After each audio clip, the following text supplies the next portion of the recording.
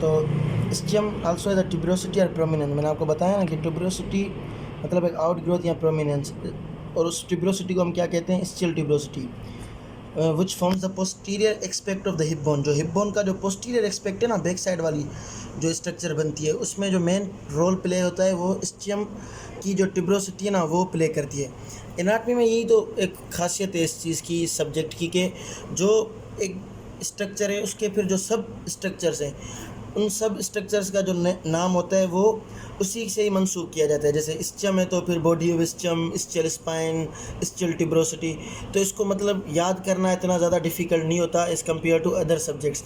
तो ये एनाटमी की मेरी नज़र में एक बड़ी खूबी है कि आप इसको हर चीज़ को ईजिली मेमोराइज़ कर सकते हो। Ischial tuberosity is a part on which our weight lie while we sitting. जब हम बैठते हैं तो जो स्टियल ट्यूबरोसिटी होती है वही एक स्ट्रक्चर होता है, क्योंकि ये मैंने आपको बताया कि posterior expect of the hip bone है, बनाता है ये। तो जो हमारा वेट जो होता है वो पूरा लाई करता है किस पे, स्टियल ट्यूबरोसिटी पे। ये काफ़ी मरतबा मतलब ऐसे मैंने देखा है BCQs में ये पूछा जाता है।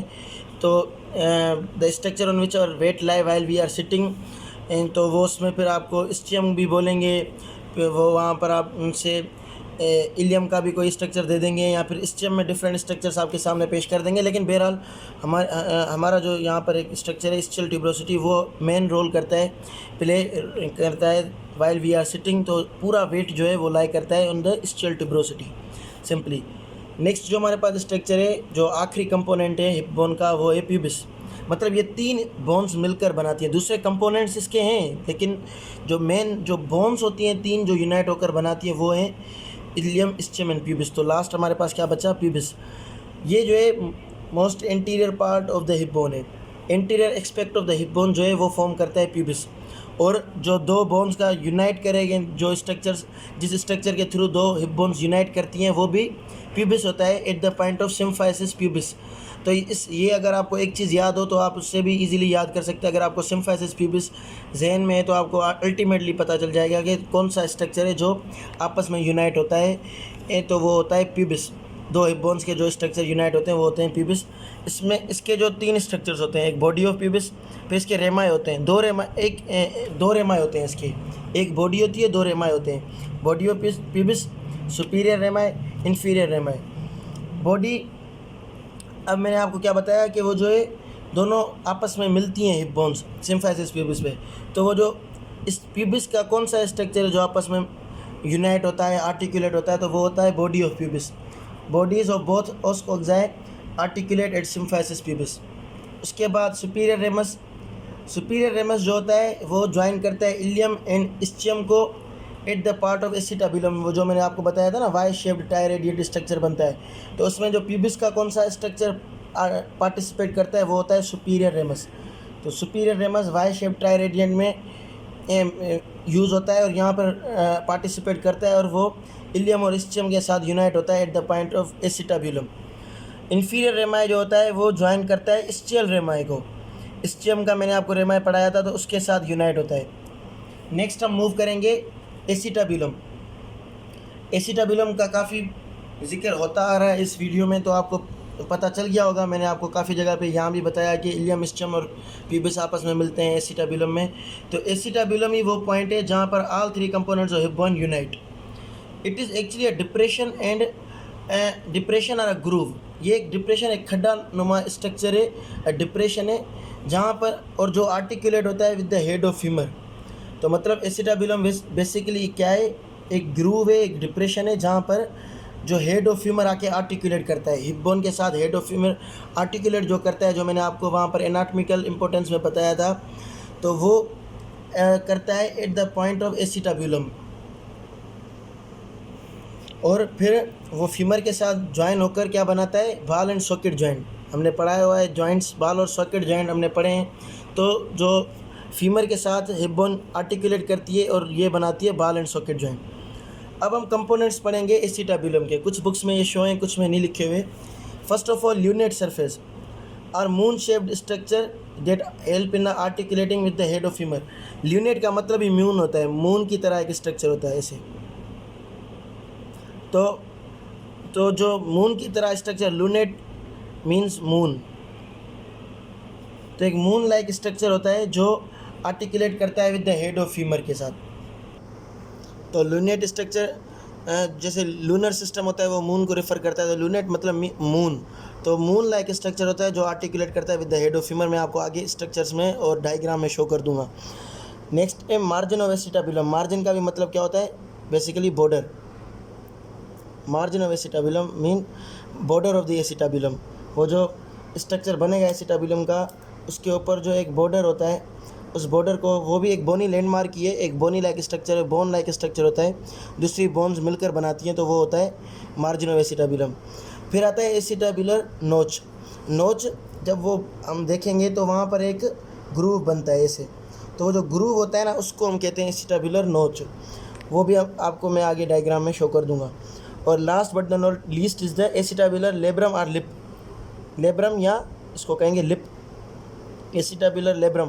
अब इसका जो स्ट्रक्चर और मार्जिन का स्ट्रक्चर सेम होता है, लेकिन फ़र्क क्या है, ये एक बोनी लैंडमार्क है मैंने आपको कहा, और ये होता है फाइब्रस कार्टिलेजिनियस। ये जो होता है ये ये समझेंगे इस मार्जिन के ऊपर, इस बॉर्डर के ऊपर एक फाइब्रस कार्टिलेजिनियस एक कवर चढ़ा हुआ होता है, उस कवर को हम कहते हैं एसिटाबुलर लेब्रम और लिप। वो स्ट्रक्चर्स मैं आपको आगे शो कर दूंगा। नेक्स्ट हमारे पास जो है वो है obturator foramen. It is a large opening in the hip bone that is formed between the pubis and ischium. Obturator foramen is a large opening जो बनती है किसके बीच में, प्यूबिस और ischium के बीच में। वो भी स्ट्रक्चर हम आगे शो करेंगे आपको वीडियो में। From this structure passes the obturator nerve, obturator artery and obturator vein and enter into the medial compartment of the thigh. ये हम आगे डिस्कस करेंगे, लेकिन ये जो एक ओपनिंग होती है ऐसे, तो इसी ओपनिंग में से नर्व भी मूव करेगी, ऑब्ट्यूरेटर नर्व जिसका नाम है ऑब्ट्यूरेटर वेन और ऑब्ट्यूरेटर आर्टरी। ऑब्ट्यूरेटर, ये तीनों स्ट्रक्चर्स होती हैं, मतलब न्यूरोवेस्कुलर बंडल होते हैं, ये तीनों पास करते हैं और एंटर हो जाते हैं into the medial compartment of the thigh. तो ये इसकी एक इम्पोर्टेंस है, एनाटॉमिकल इम्पोर्टेंट क्या है ऑब्ट्यूरेटर फोरामेन की, कि it provide a path, it provide a passage to the obturator nerve, obturator artery and obturator vein, and then it allowed them to enter into the medial compartment of the thigh. Next हमारे पास जो topic है वो है side determination. अब हमें कैसे पता चले कि कौन सी बोन, अब मैंने आपको बताया कि दो हिप बोन्स है, तो कैसे पता चले कौन सी बोन हमारे पास लेफ़्ट पार्ट की और कौन सी राइट है। तो लेफ़्ट और राइट का जो डिफरेंस है वो हमें कंफ्यूज करेगा। ये हमारे पास एग्जामिनेशंस में भी पूछा जाता है, आइडेंटिफाई द बोन, डायग्राम देकर भी पूछ सकते हैं जैसे ओएसपी वगैरह में, या हमें वो बोन जो मॉडल है वो हमें देखकर वो पूछ सकते हैं कि आप हमें आइडेंटिफाई करें कि either it is the right hip bone और either it is a left hip bone. तो वो हम कैसे आइडेंटिफाई करेंगे, तो हमें इसके लिए ज़रूरत पड़ती है साइड डिटर्मिनेशन की।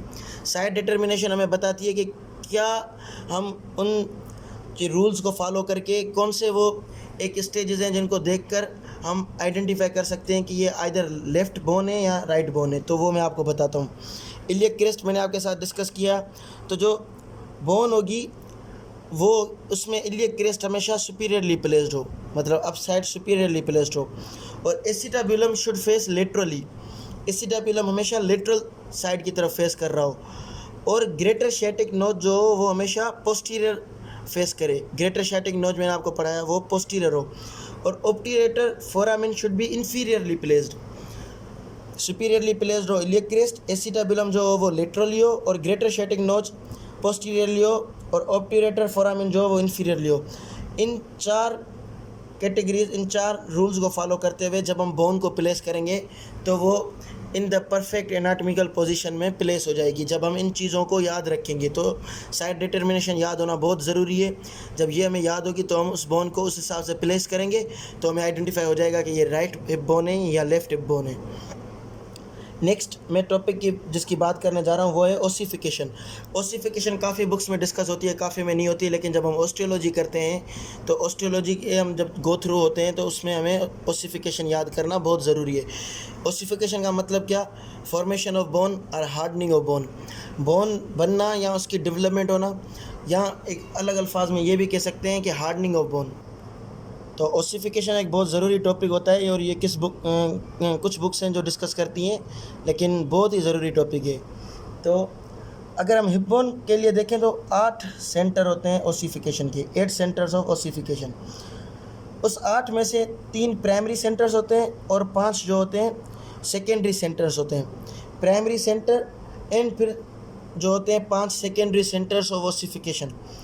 प्राइमरी सेंटर्स जो होते हैं उनके मैं आपको नाम बता दूं तो वो होते हैं इलियम, स्टियम, प्यूबिस। मतलब प्राइमरी जो लेवल पर इनकी पहले ओसिफिकेशन होगी, इलियम की, स्टियम की, प्यूबिस की। ये हो गए primary centres of ossification for the case of hip bone. Her bone के लिए अलग अलग होंगे, वो जब हम अलग अलग बोन्स डिस्कस करेंगे तो उसमें मैं आपको बताता जाऊंगा। प्राइमरी सेंटर्स हुए ये 3। अब 5 सेकेंडरी सेंटर्स मैं आपको बताता हूँ वो कौन से हैं। 5 जो हमारे पास सेकेंडरी सेंटर्स ऑफ ओसिफिकेशन है वो हैं iliac crest, anterior inferior spine. ये आपको याद रखना है, ये सेंटर्स याद होने चाहिए। एंटीरियर सुपीरियर नहीं कह देना, एंटीरियर इन्फीरियर स्पाइन जो ओसिफाई हो रहा है। ट्यूबरोसिटी ऑफ स्टियम, ये भी सेकेंडरी सेंटर ऑफ ओसिफिकेशन है। Pubis symphysis and last is the acetabulum. तो ये सेकेंडरी के 5 हो गए, 1 2 3 4 एंड 5। ये 5 सेंटर्स हैं सेकेंडरी सेंटर्स ऑफ ओसिफिकेशन, और प्राइमरी में इलियम, स्टियम एंड प्यूबिस। और आगे मैं आपको बताता हूँ कि कौन से टाइम पीरियड में ये बोन्स जो हैं वो ओसिफिकेशन होना इनकी स्टार्ट हो जाती है।